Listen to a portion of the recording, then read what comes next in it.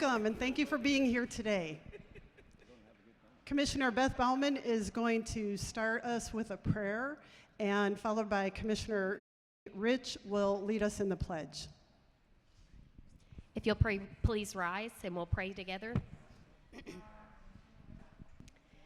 Father, thank you for the men and the women gathered in this room this morning. Father, thank you for the calling that you have put on their life to serve as your hands and feet in Wilson County. Father, I thank you for the panel that's assembled today. We ask that you give them wisdom and a great conversation, Father, and that there would be fruit in Wilson County from the information that we received today from them. Father, thank you again for everyone who's gathered here today. The events of the last week have just reminded us how important the work is that everyone assembled here today does. And so, Father, we ask for your blessing and your favor over Wilson County, for the people, for the organizations represented, Father, that you would supply them with the resources, the funding, the people they need to carry out their mission. Thank you for this day, Father. Be with us. In your name we pray.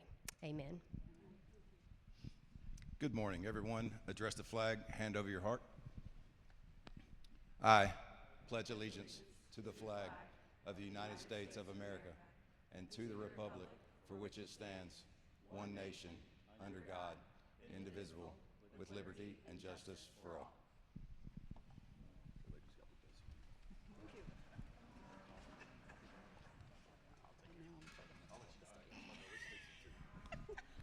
Well, again, welcome and thanks for being here. This is going to be an interesting session on disaster recovery and long-term planning within Wilson County and the preparedness. I think it's very timely, and hopefully it'll be an interesting session.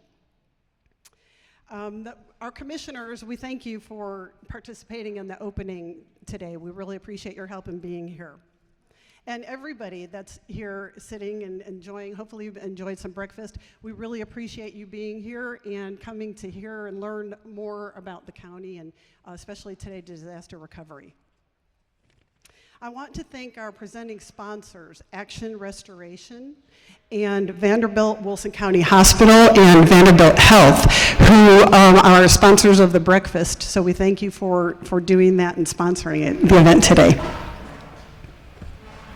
Also, we couldn't do this without the help of all three of our chambers of commerce, the Lebanon, Wilson County, Mount Juliet, and Watertown. They all give us a lot of support and help bring people to this and get the word out about the event as well. So thank you to our chambers.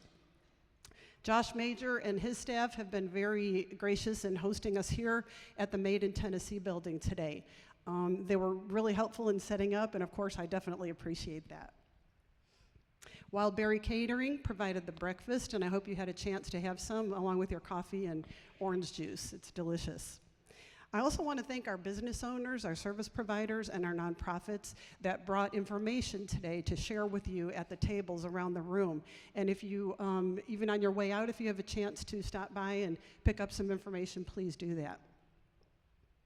So now it's my pleasure to introduce our panelists. Melissa Sizemore is the planning captain at WEMA at the Wilson County Emergency Management Agency. That's where she supports preparedness, response, and recovery efforts for severe weather, disasters, and major special events. She's a certified emergency manager with a background in meteorology and over a decade of experience in county-level emergency management. Melissa is a graduate of FEMA, the National Emergency Management Academy, Advanced Academy, and she holds a master's degree in emergency management. She's very passionate about improving risk communication and strengthening the connection between meteorology and emergency management to help communities make better decisions when it matters most.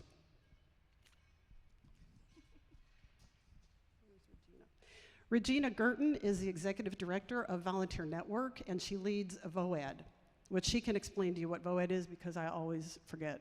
Voluntary Organizations Active in Disasters. She knows that. Reverend Regina Girten holds degrees from Belmont University and Memphis Theological Seminary. She served as pastor at Providence Church from 2018 to 2022, where she led ministries in youth, outreach, missions, and volunteer engagement. Before ministry, she co-founded Fireflies. It was a nonprofit supporting arts and sports in Sierra Leone, West Africa. She also co-chaired Recover Wilson County, which helped us recover during the serious tornadoes in 2020 here in Wilson County. She served on the board of Grace and Glory, supporting education in Haiti. Regina founded Wilson County's Volunteer Network in 2022 alongside Jamie Tyner. Volunteer Network helps connect residents with service opportunities, supporting nonprofits and churches and local organizations to build sustainable, community-driven change. Additionally, they provide volunteer management in times of disaster, which we obviously saw recently. Volunteer Network expanded disaster response efforts, launching Wilson County's VOAD in 2024. She's passionate about community service. She works to bridge gaps between organizations and residents to meet local needs. Regina is originally from New Orleans. She lives in Lebanon, Tennessee with her husband and 2 daughters.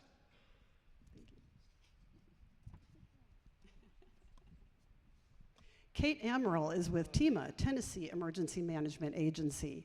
A veteran of the United States Navy, Kate Amaral has over 25 years in public service. After her Navy retirement, Kate joined the staff at Team Rubicon, a veteran-led humanitarian organization, as an operations associate, leading disaster response and relationship building in Tennessee, Kentucky, and Mississippi. She led the Tennessee Voluntary Organizations Active in Disaster, Tennessee VOAD, starting in 2021, increasing collaboration between state and nonprofit partners in disaster response. In August 2024, Kate became the non-governmental partnerships manager for TEMA. Kate is also a licensed practical nurse, a certified associate project manager, and is pursuing a master's degree from the University of Tennessee. She believes her most important roles are as wife of a public school band director and as mom. Where's Kevin? Kevin Neuner is a nursing leader at Vanderbilt University Medical Center and serves as the Director of Critical Care Transport for Vanderbilt Lifelight. Vanderbilt Lifelight, a national leader in patient transport services, was named the 2020 Transport Program of the Year by the Association of Air Medical Services and has been in operation as a community asset since 1984. Kevin joined Vanderbilt University Medical Center in 2002. He completed more than 1,000 patient transports as a flight nurse before transitioning into a leadership role. Prior to joining Vanderbilt, he worked as a paramedic and emergency room nurse in Huntsville, Alabama. At Vanderbilt Lifelight, he oversees 100 employees and 4,000 air and ground transport annually. And you might need to update that, but thank you.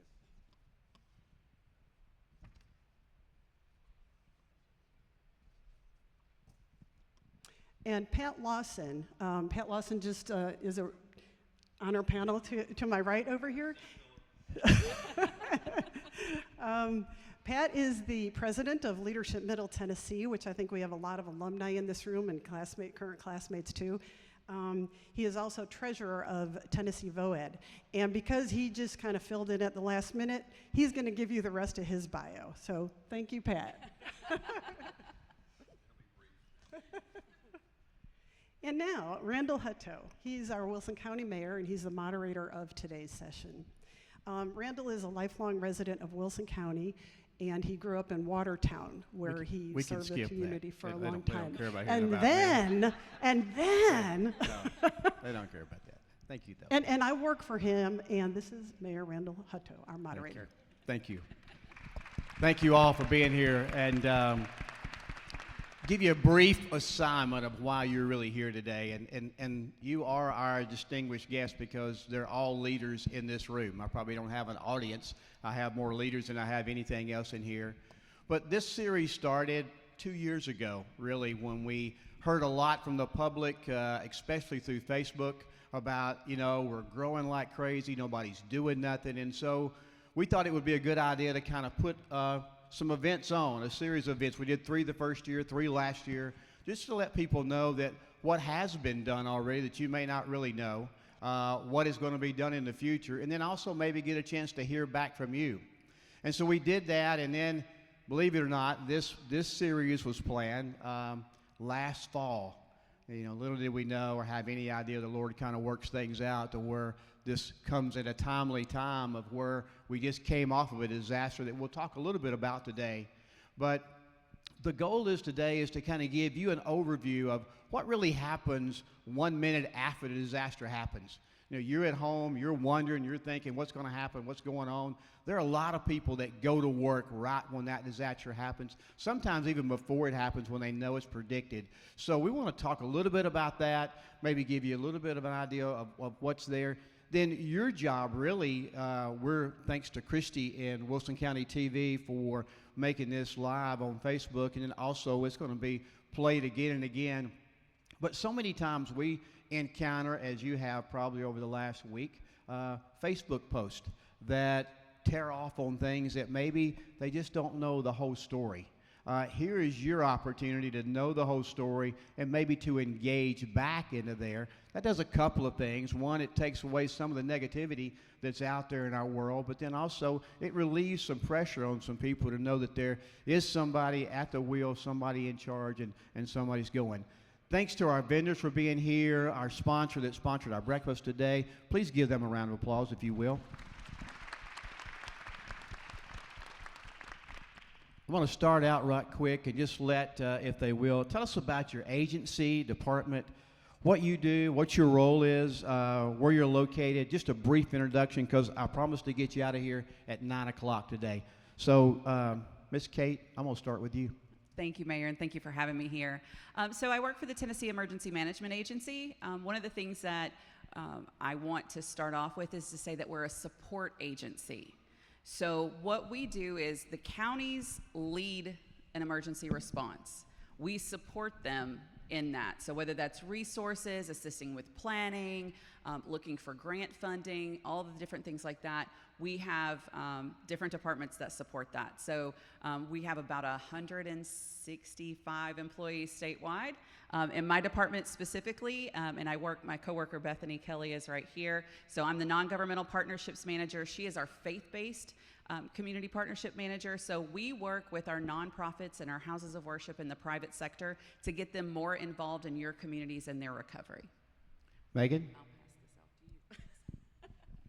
So I work for the Wilson County Emergency Management Agency, and during disasters we do many different things. Obviously, you guys see our firefighters and our EMTs and paramedics out there rendering life-saving aid to individuals, but we're also a coordination agency. So we get the people the stuff to do the things. So if our firefighters need more individuals outside of the county, they need more apparatus, they need specific tools, it's our job to be able to reach out to our partners, TEMA and other counties, to get those resources and bring them in here so we have enough people to handle those disasters. And then we also do much of the prevention and preparedness, and then the mitigation portion, and then the recovery portion of the disaster as well. Regina? So Volunteer Network was birthed out of recovery efforts from the tornado in March of 2020. And from those recovery efforts, what we saw not just in that tornado, but a few other incidences as well to follow, was lack of a volunteer management organization structure within Wilson County. And so Volunteer Network was birthed for organizations to post volunteer opportunities on our platform. And then in times of disaster, upon invitation from our EMA, we organize volunteers to be able to assist in cleanup efforts. Kevin? Good morning. So Vanderbilt Lifelight is often well known for our helicopters, but we have much more than that. We do have 8 helicopter bases. We have 1 airplane. We have 5 ground bases. We have an event medicine division that covers many of the special events in Nashville and the surrounding areas, and a communication center that is responsible for the regional communication center in Nashville. We've got probably a little bit over 300 employees right now spread across those 4 divisions. Pat? Good morning. I'm here representing Tennessee VOAD, and as it was mentioned earlier, Tennessee VOAD is a voluntary organization that activates during disaster, and what we do is we help coordinate and collaborate the disaster after the disaster. So once the emergency management people make sure that the area is clear and safe, our organization connects and collaborates nonprofit and social impact organizations to make sure that we're being efficient in recovery. We're making sure that survivors are taken care of, and that the organizations that are coming into your communities respect the communities and respect the survivors, to make sure that the work that's being done is recovery focused, and not making sure, and not that survivors are being taken advantage of from people of ill repute. Thank you all for being here today. And we've broken up the questions really into 4 categories. The first one we'll talk about is planning and expectations, and then we'll go to chain of command and communication, and then the agency's roles and actions during an event, and then we'll end up with long-term actions and recovery support. So I'll start out, Regina, I will start with you. How do you see the role of the community volunteer organizations like Volunteer Network and VOAD in preparing Wilson County residents for a disaster? Sure. So I always tell people that if you practice together well, you perform well together. And so Volunteer Network is one very small piece of the VOAD puzzle within Wilson County. So our role as Volunteer Network in preparation is organizing and training volunteers before disaster hits.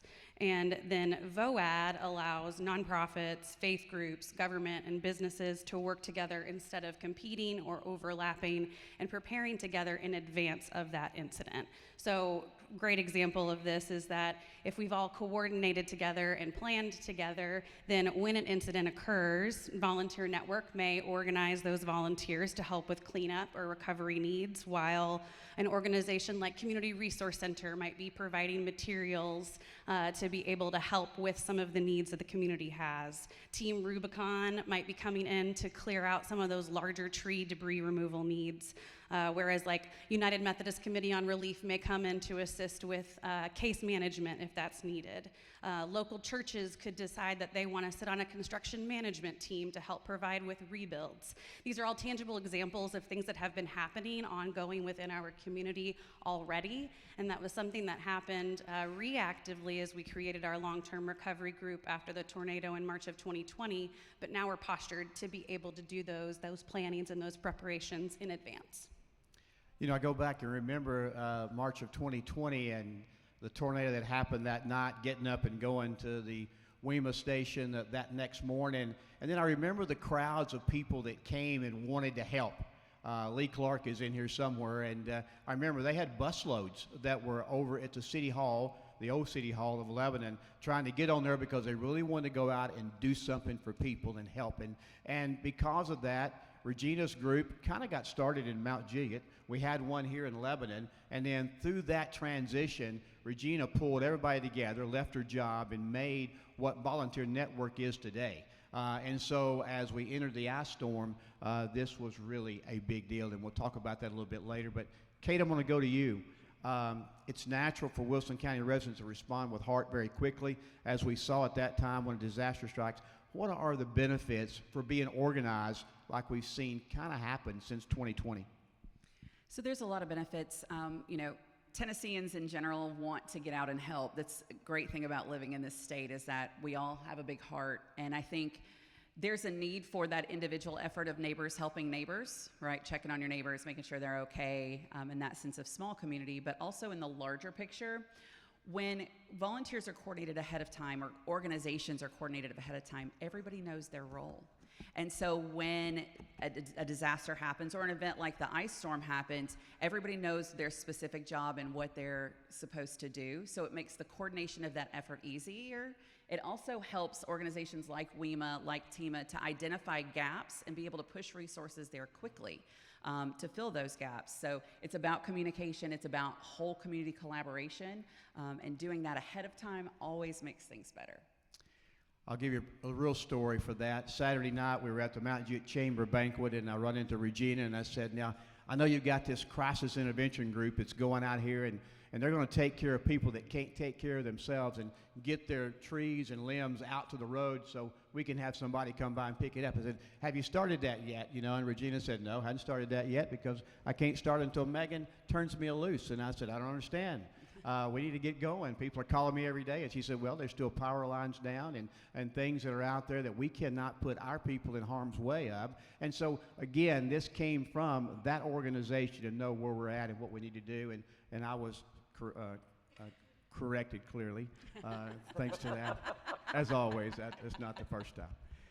Megan, how did Wilson County disaster plans improve after the 2020 tornado? We had some floods that also made us better. And I know in my office I have 4 large notebooks of, I think, disaster planning things that you guys have planning sessions on, that you do trainings each year. Tell us what WEMA does in the planning process and how we've improved since 2020. Of course. So I think the biggest improvement that we've made is looking at very hazard-specific planning. So looking at the risk that we pose, that poses in our county from specific hazards, and looking at it from a 360-degree lens, and taking into account also the vulnerabilities of our county. So looking at the areas that are maybe most vulnerable for flooding, or looking at the holistic view of the county and seeing maybe where we can pre-deploy resources like safe shelters that we launched this year to be able to provide our residents a better area of refuge in the wake of severe weather. Additionally, we're doing additional training with our staff to ensure that we have enough swift water trained individuals, high ropes, confined space, to be able to adequately respond and take care of our residents when in fact we are faced with disaster and have people that need rescuing and assistance when we do receive impacts. Additionally, we're also looking at impact-based planning. So when we know that something's on the horizon, meeting with our staff, informing our stakeholders what is expected so they can also take the necessary precautions for not only their agency, but for themselves and their family, so they can adequately prepare and be ready for any impacts that we may see, just like this past week with the ice storm.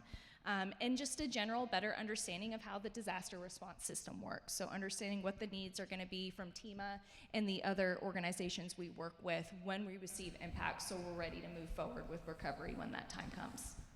Thank you. And I have a good seat to look and see this organization as it exists today, and I'm thankful for WEMA, and I hope you are. We're one of 4 counties in the state of Tennessee that actually have 24/7 service in the rural area. That means somebody living in that station, they can get in a fire truck or get in an ambulance and go see grandmama if she's had a heart attack or whatever out in the country, and not have to wait for somebody to come from the city of Lebanon to get there. That's a big deal. And then a lot of times, we'll get criticized from time to time. Well, those guys just sit out there, they never do anything. They're just sitting in that station, wasting our tax dollars, never get a call. But I'm going to promise you, what they do in preparation and planning, and I see Chief Mullins over there, the preparation that they take and that they plan for an event that we hope never happens becomes so invaluable when it does happen. And so I'm thankful for them and thankful for the organization that you guys have built over there, Joey Cooper. And I know that we're working off of a $6 million grant right now that I know Megan is a part of as well, that we had was leftover funds that came from the 2020 tornado that's there, that we're hoping to rebuild the 109 station, but also build a EOC, a command center that maybe everybody could use in the county, maybe some training involved there for all of our agencies as we work together. So that is a big deal. Thank you for working on that grant and saving our taxpayers, but also preparing us for the future. Pat, I want to come to you. What can residents, church leaders, business owners be prepared for now for an event that may or may not happen in the future? What can households do, like keeping copies of insurance and documents and things prepared? Anything you want to add, just the preparation of, we know a disaster will happen, we hope it doesn't, but it will happen. How do we prepare for that? Well, the easiest thing to answer that question is no two disasters are the same. So obviously, if we've been through tornadoes and now ice storms and hurricanes, where the case may be, the events that occur in the immediate aftermath can differ depending on the situation, but the preparation is the same. So, everything from important documents saved in a place, that you can easily access. Make sure you have paper documents, because if the electricity goes out and you can't get to your hard drive, make sure you have copies of stuff for your children. All those important things that as I'm going through now with aging parents, you begin to think about those things, but you don't think about them for yourself when and if a disaster happens. The great thing about the conversation we're having is all of what we're talking about now is preparation and collaboration and getting together to make sure that we're all on the same page. And you can do that inside your own households. You can do that inside your own communities. When you're at church and you hear of a storm coming, I mean, we've been talking about this ice storm for, a week to 2 weeks. We knew it was coming. That gave us enough time to prepare because you don't know what is going to happen actually. I'm still without power in Nashville. If anybody has a relationship with NES, let me know. I'll be more than happy to talk to you afterwards. But we're blessed. We have generator and heat, and there's a lot of people who have it worse off than we do. But you never know what's going to happen. And as we become more and more dependent on technology, we're realizing that we're more and more dependent on the grid, and sometimes a good old-fashioned copy of a driver's license or a birth certificate is really what you need, because if you go somewhere that you have to provide documentation for services, then that is what is more critical. And if you're in the business of serving the underserved, a lot of times those individuals and communities don't have access to the documents and stuff that they need. So if your church group or your organization is supporting those groups of people, make sure that they're aware of what they have. We can provide all those documents that you need. We give checklists out. Our job from a Tennessee VOAD standpoint is to be kind of the umbrella group to make sure that the other organizations are being supported.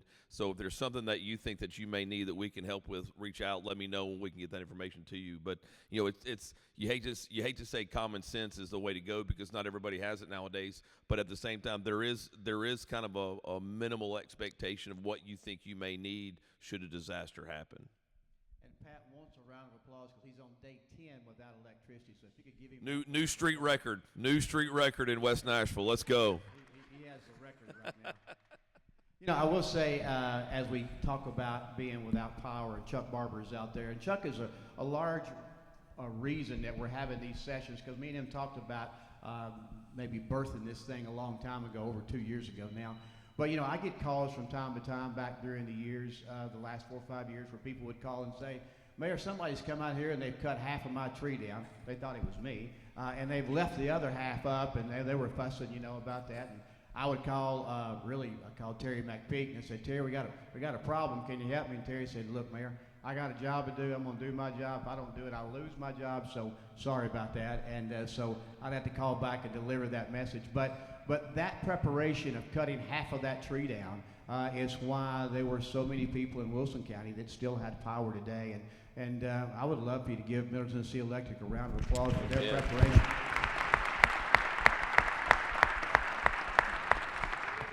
That is not a knock at NES at all, and I would cringe to think of what they would try to do if they had to go to Green Hills or somewhere and say, hey, I'm fixing to cut your pretty tree landscaping down to save our power. But I do appreciate the preparation here in Wilson County. Kevin, I'm going to go to you. What preparations with disasters being expected or predicted does Vanderbilt University Medical Center Lifeline engage in with agencies here on the panel today, and Vanderbilt Wilson Hospital, which is in large presence here today? And that's one thing I hope you're also thankful for, to have a hospital like Vanderbilt here in your county. Many counties don't have a hospital, okay? But we have the best here, which have brought services to our citizens so they don't have to travel to Nashville. And they continue to improve those services for us. I mean, it's a blessing to have them here. Definitely a blessing to have you on our panel. Help me out with the question. Sure. So I think it's already been mentioned in a couple of different ways, but the preparation and the communication before the disaster hits is really key. It makes everything go so much smoother. We've got training that happens very, very frequently. We have involved in disaster tabletop drills and live exercises that are often sponsored by the Healthcare Coalition.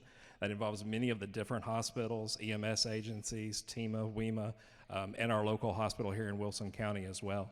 We also meet on a regular basis. And so the Middle Tennessee director, the EMS directors in Middle Tennessee, we meet on a monthly basis.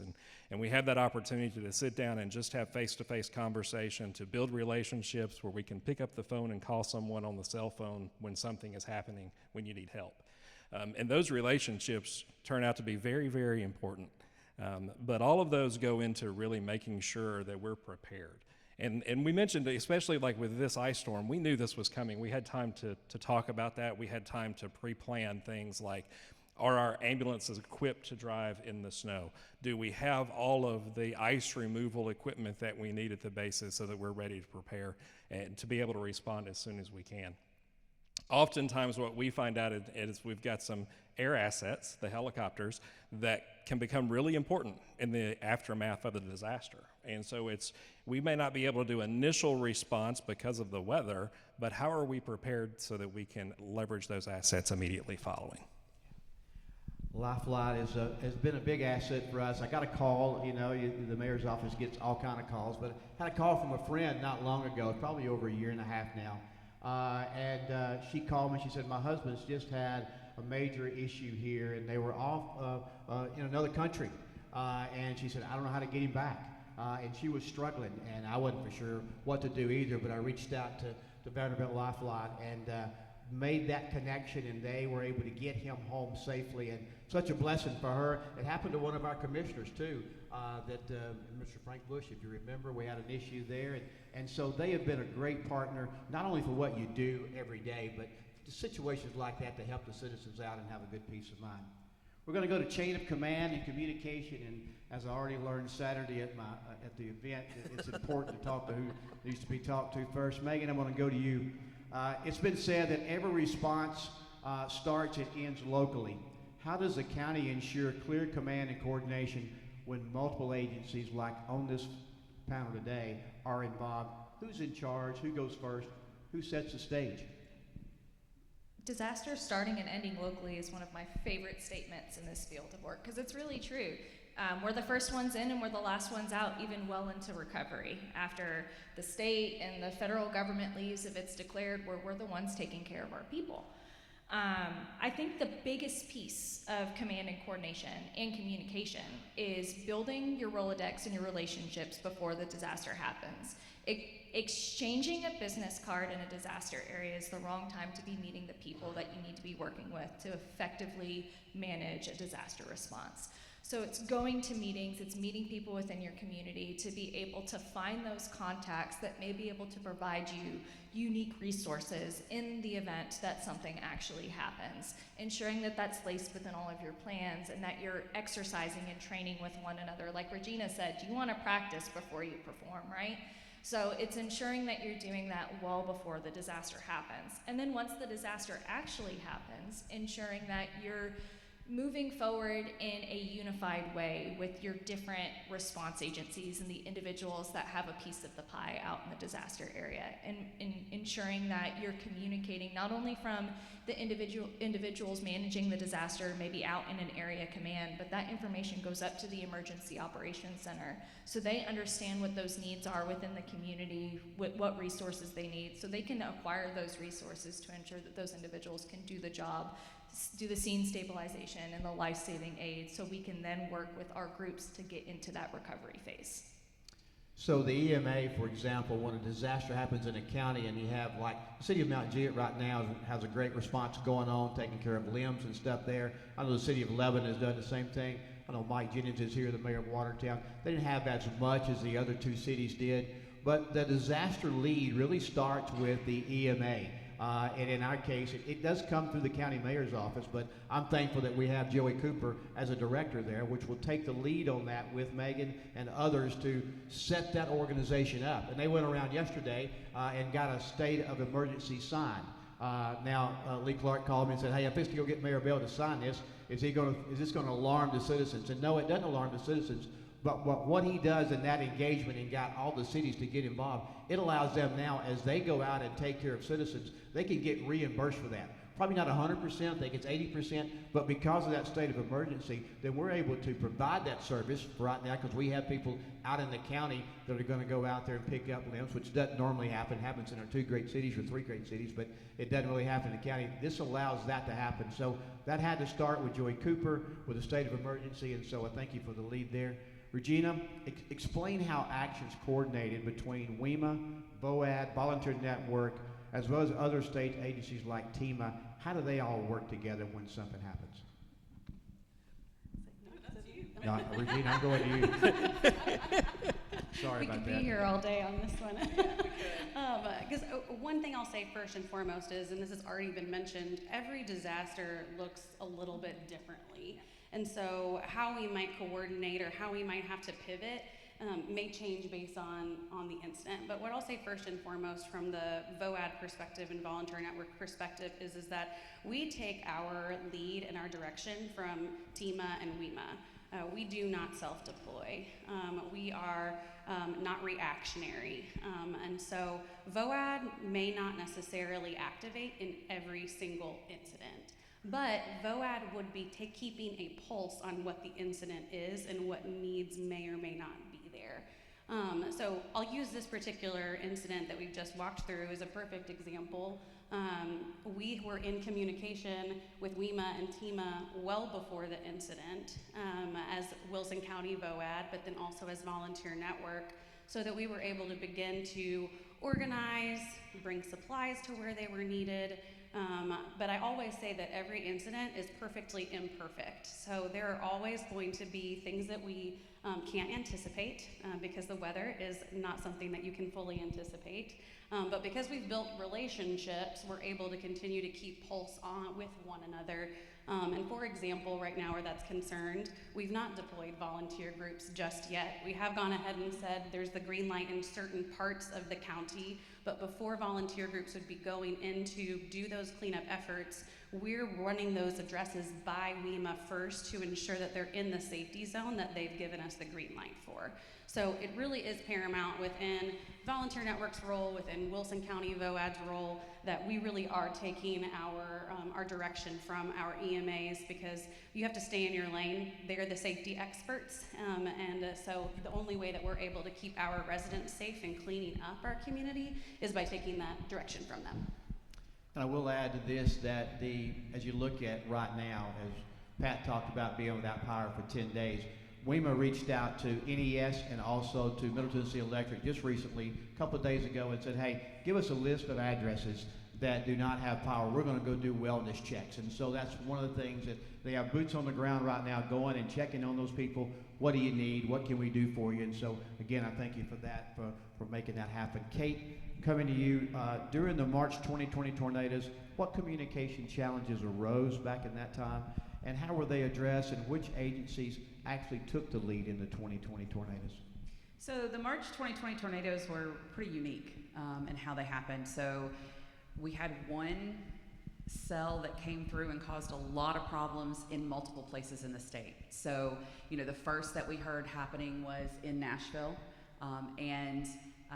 When something happens in Nashville, that is typically what you hear, right? Because all the news stations are there. And so the communication about damage that had happened here in Wilson County and in Putnam County, a lot of people didn't know that. Cell phone towers had been damaged, and so there was not a lot of communication coming out, most particularly from Putnam County, but also here. And so we have statewide radio networks that we're able to communicate with first responders. I mean, pretty much everybody from EMA, fire, EMS, police, all across the state, where we're able to share communication. Our ham radio operators became essential during that time. So I think what you're seeing is, since 2020, a very big push for those type of communications. So building relationships with our ham radio operators and ensuring that we're talking to those folks. They've been active even during the ice storm as well, because there was some concern over our cell phone communications. A lot of them were on generator power. A lot of our radio towers were on generator power.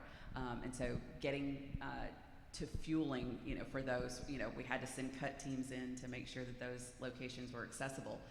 So how can we rely on those, what seem like older communication devices, but are very, very essential? They were also essential after Hurricane Helene as well. So who takes the lead on those kind of things? It's a coordinated response. So we have, at the state level, we have ESF2, which is Emergency Support Function 2. This is our communications folks. Those are the first folks to raise the flag of, hey, something is happening statewide with communications. They're talking to telecom all across, so everybody from Verizon, AT&T, T-Mobile, but also to the local providers. as well to make sure, hey, do you guys have what you need to get communications restored? And if not, let's send some assets in there. They're still very, very active right now from the ice storm, restoring communications as well. So those are the first people to kind of raise that flag, because they're talking to they're kind of monitoring that national communication grid. But we get it from our emergency managers at the county level as well. Hey, our cell phones are out, or 911 is down and it has rolled over to another county for support. So again, that communication between state and county is paramount. TEMA has a district coordinator that has assignments in each county. So it's a person that they know they can pick up the phone and call and say, hey, something's happened. And that's kind of that first level of communication, and they have a great relationship with their district coordinators, so that's how we prefer to work it. Speaking of relationships and talking about communication, I know that Kenny Martin and Tyler Chandler and Chief Justice and the Lebanon PD that's here, Sheriff Bryan, they have really worked hard recently at trying to make sure they're all on the same radio frequency, so that when they get out in the county, they can communicate to one another. That's important. Each agency does their own thing as far as their radio equipment, but they've worked on really crossing the lines there with fire and police, as well as making sure that communication is good. Speaking of communication, the 911 center, of course, is located now in the Sheriff's Department, but I know they've had some conversation about the reverse 911 to be able to communicate back to the people there, and I know that's something that Ms. Moore is working on there. But Pat, I want to come to you. What improvements have been made to emergency alerts and public messaging since recent disasters that maybe you could speak of? Well, the improvements that have been made have been one on consistency and clarity of communication and clarity of the message that's going through. Because one of the things that we battle a lot, and you as well, in the disaster space, is misinformation. Whether it's, I got an email or a message the other day that my power is back, or there's a warming shelter open that is not, or there's all kind of information going out there, whether it's related to insurance fraud or whatever the case may be. We get a lot of calls on that. What is great about technology working is, again, the collaboration between the organizations. Mayor just mentioned it. When all the different emergency agencies are able to get on the same frequency and channel, all that does is improve the speed of communication, which improves the speed of trust, which filters down to the trust that we have, that we were able to instill in the community. And so one of the things that we do best, and that this community does best, and from a Tennessee perspective, I'll say this, that Wilson County is blessed to have the organization and the collaboration from all these agencies and all these organizations. Not everybody has this in their community. So Wilson County is blessed with incredible leaders, incredible leadership, and that is something that you can see in the community, because the residents know where they can go, and they know that the information that they get can be trusted because it's been vetted by so many different people. And Megan said it best, and we talk about this all the time. The last place you want to meet somebody for the first time is in the disaster. So sharing business cards before and getting to the VOAD meetings, or getting your organizations involved in the VOAD meetings in the blue sky time, is where that efficiency of information comes from, because now you know who to call. Everything from who is the animal shelter that's going to be open during a disaster, to what warming stations are going to take animals. Everybody loves animals and nobody wants to see anything happen to them, so that's a great example. But that level of information and that level of detail, all that does is instill trust in the community, and that's really what our role is to make sure that the survivors of the disaster are safe, they're taken care of, and that they're heard. Great answer. And I say that because most everybody up here had an idea what questions were going to be asked. Pat had no idea what questions were going to be asked to him, since he's filling in for Nick, and that is the gift of gab, and you did great. I've been trained by the best. Susie trained me during the radio station back many years ago when I used to do radio for her, so I am blessed to have the gift of gab, and I have a face for radio as well, so that works out. Kevin, what preparations with disasters being expected or predicted does Vanderbilt University Medical Center Lifeline engage in with the agencies here today and with Vanderbilt Hospital? I've already read that one. You have. I have. Forget that one. Sorry, I'm going to go back to my new one. Your answer wasn't as good. You it got to was ask not question. good. I got off track. What communications take place during an event between these agencies and hospital and Lifeline that the general public is really not aware of when something happens? Yeah, that's a great question because there's so many things that happen behind the scenes that people aren't aware of just in your home and normal daily life. It's amazing when you are able to really step back and think about the infrastructure that happens that enables the responses that you depend on. And probably one of the first ones that will happen in any sort of a disaster is there is a system that we call HERTS. It's the Healthcare Resource Tracking System. An alert will be sent out. Essentially, every EMS agency, every hospital are logged onto this system, and they're updating their assets and their needs in real time. And this gives us such a great visibility of where the entire system is beyond just one specific local agency. Almost always in a disaster, our regional consultant for the Tennessee State EMS Board is in contact, and it's almost sort of the coordinator. Such a great resource that connects the different agencies, can redeploy supplies, can contact the regional agencies to provide mutual aid and support. And then the regional communication centers do a fantastic job of not only just contacting and letting know of needs, but also helping to direct patients. Oftentimes we will see individual hospitals begin to get overloaded with patients, and as much as we can divert those to another location, that's a key function of the RMCC as well. You know, when you think about the immediate effects, and we brought LifeFlight in not long ago because I realized that right after the disaster happened that WEMA goes out on foot and tries to look and see where everything has happened, and they do that on the ground. And so I thought, well, wonder if LifeFlight could actually fly over that for us and map that out. Reached out to them, and they come in and said, sure, we'd be glad to be a partner. And because of that, I guess, Kevin, I'm going to come back to you.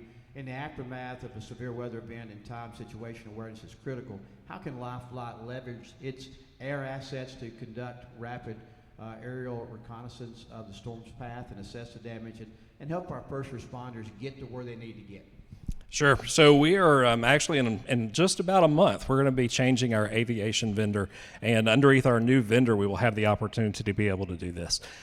So we will just call that just a reconnaissance type of mission, but we do have the ability to do that. Now, oftentimes what we see, and I mentioned this a little bit earlier, is that in the immediate aftermath of a disaster, oftentimes we don't have the weather to fly depending on what the event was. But also sometimes we become a key portion of transport. With the trees are down, when the roads are icy, the ability to fly, it makes all the difference in the world. And we run into this a lot, especially with the flooding. You don't think about that, but if the bridges are out, you can't actually make that transport. A lot of times we'll transport patients that may be a little bit less acute, but they literally need to go from one place to the other, and there's no way to get there by ground. So we have to sort of balance that between how we're able to support and give you that eyes in the sky versus being called for those immediate missions too. Okay.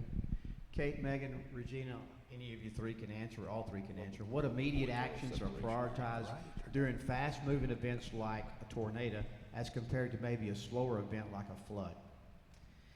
So I think first of all, we're going to prioritize life safety, but that it looks different, right? So if we don't know that an event's coming, so let's use the 2020 tornadoes, right? We did not have a high risk of tornado activity that day, right? It was very kind of what we normally see in the spring, like, hey, we're probably going to have some thunderstorms, no big deal. And then all of a sudden, there's a tornado, right? So what happens behind the scenes, and I love that Kevin was talking about that, is that immediate life safety. So, WEMA would say, like, hey, we need more ambulances. We need more search and rescue people. And so we start making those things happen in the background without a lot of people being aware. Whether it's, statewide assets, federal assets, all of those things that we can call in. But life safety is always the most important. But in a slow-moving incident, and I'll use the ice storm as an example, we knew that winter weather was coming, so what did we prioritize? Communication, right? We prioritized working with our counties to amplify the messaging around where residents could get warming centers, where they could access safe refuge.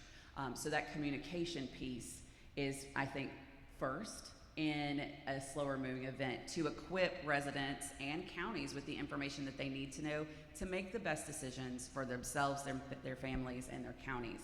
I think when we look at events that we can plan for. You know, winter weather will hopefully be winding down. I'm praying, everybody let's pray for that. You know, but we move into spring season, right? And we all know what spring season brings. And so being able to communicate that information ahead of time also. We hold a lot of calls that happen behind the scenes that a lot of people don't know about. So the National Weather Services, all of them combine together and hold these statewide calls that our counties are on, you know, state staff is on and saying like, hey, you know what, the severe weather ingredients are all there. We need to start making those plans, and we do. So communication does happen for those faster paced events, but I think it's prioritized in the slower ones. Coming from the local level, when you're talking about a fast-paced event like a tornado, it's immediate response. You know, the tornado has been here, it's here, we can clear our crews to start trying to clear in and come in on the backside to do immediate response for life safety and scene stabilization. Whereas when you're looking at, in the recovery process as well with a tornado, like in comparison to the ice storm, we're still just starting the recovery process of the ice storm, and that happened over a week ago. Whereas a tornado, you're typically walking into the recovery phase about 72 hours afterwards. When you're looking at a slower phase type disaster, it's much more long-winded. You have to pay attention to the people that are out there working because of the long-winded pace of the physical tornado or physical disaster as well, whether it's flooding or winter weather. And then also looking at the phased of planning ahead of the event. So can you pre-position resources like flooding? If we know we're gonna be getting 7 inches of rain and we've gotten 3 inches of rain in the last week, we know we're gonna have flooding. So how are we gonna utilize our resources to pre-position teams to be able to make immediate response if necessary? And then also looking at the phased approach if we have to do evacuations and things of that nature. The only thing that I would add to all of that is just to say, from a volunteer perspective, it's going to be timing in terms of volunteer deploying and volunteer engagement, which again, we take our pulse based on safety and from WEMA. The other thing that I'll say is just how, like what we've emphasized here is how paramount it is to invest at the local level in organizations being able to provide that local level resources that are needed in order to ensure recovery in its fastest sense. Kevin, Vanderbilt Wilson Hospital is a level 3 trauma center and plays a vital role in caring for our community during emergencies. Can you speak to the trauma and specialty services available locally now, and then how, then expand on how Vanderbilt University Medical Center in Nashville can support Vanderbilt Wilson Hospital here during maybe a mass casualty event, incident, or whether patients could be redistributed or specialized teams could be used, how you guys all work together to help us in a disaster. Yeah, absolutely.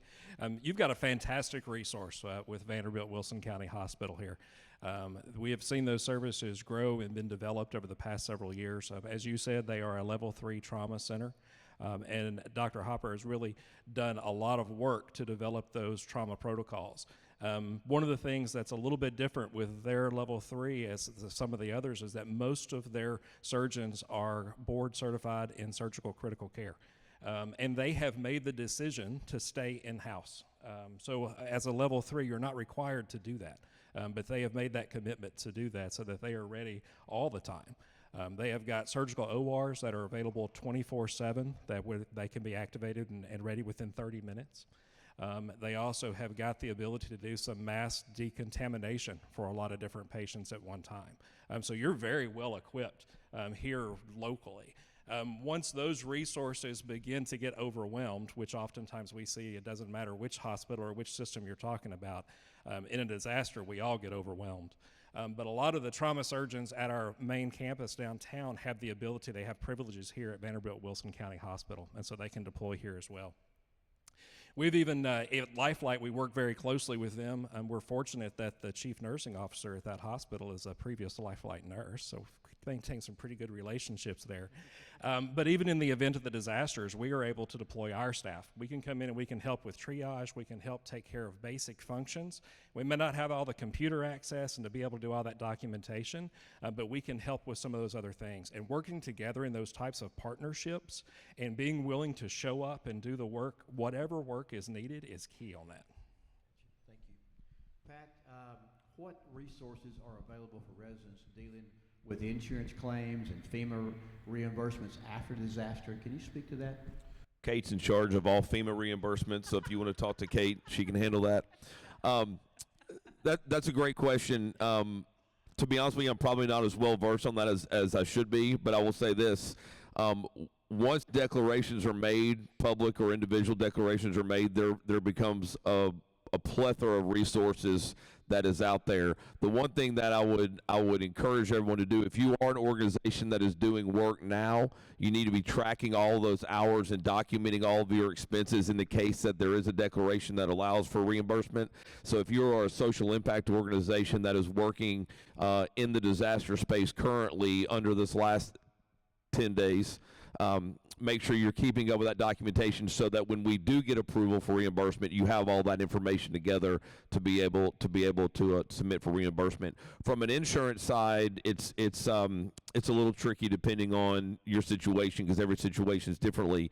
Make sure again you take pictures. You make sure you tell your communities and your friends in the community. You take pictures of everything that's happened. Have everything again. It's all about go over and above what you think you may need from an information standpoint, so that way when you have the opportunity to meet with the insurance agency, you have all that information. What I will say is Nick Gall, who's the president of TN VOAD, his full-time job is as a pro bono lawyer, and so we do have access to lawyers who will represent survivors on a case-by-case basis or put them in positions with people that they need to make sure that the survivors and that are taken care of.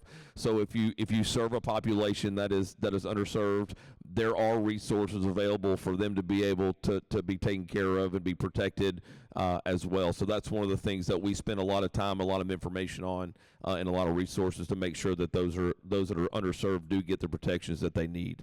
I will say this. I know we're getting close on time, and I always have something that I want to add. We're sitting up here telling you how we interact during a disaster. The one thing that I think the public needs to know and the leaders in the room need to know, that when you are interfacing with people in the community, you can share without a shadow of a doubt that there are people behind the scenes that are good people making the best decisions for the community, and they're doing it at a pace that ensures safety for the survivors and the teams that are out there. So when you talk to somebody and they can't figure out why nothing is being done, that is not the case.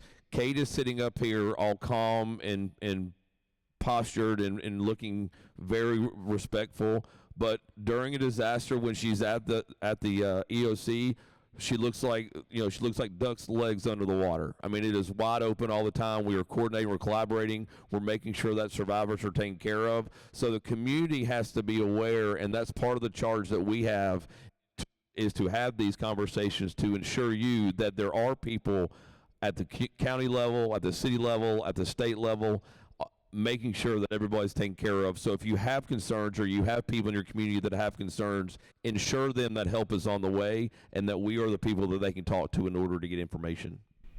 Thank you, and I'll take Pat's lead on that it is time to get out of here. It's 9 o'clock. You're welcome. Kevin, I'll go to you, Regina, Megan, and Kate. Any final words for the audience? I just appreciate the opportunity to be here. Like Pat said, there are a lot of things happening. I'm going straight back to the State Emergency Operations Center to continue work. There's a lot of things happening behind the scenes. I will tell everybody the federal declaration process takes documentation and time.